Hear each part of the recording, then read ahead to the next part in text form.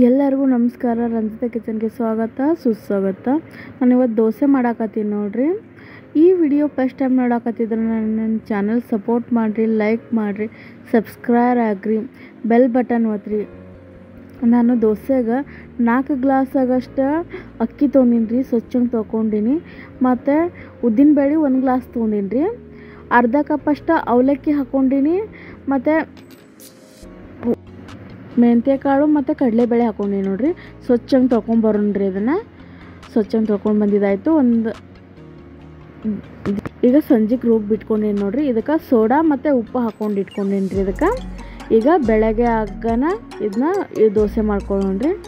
ಈಗ ಬೆಳಗ್ಗೆ ಆಯ್ತು ನೋಡ್ರಿ. ಈಗ 1 ಸ್ಪೂನ್ ತೊಗೊಂಡು ಎಲ್ಲ ಮಿಕ್ಸ್ ಮಾಡ್ಕೊಳ್ಳೋಣ್ರಿ ಹಿಟ್ಟ.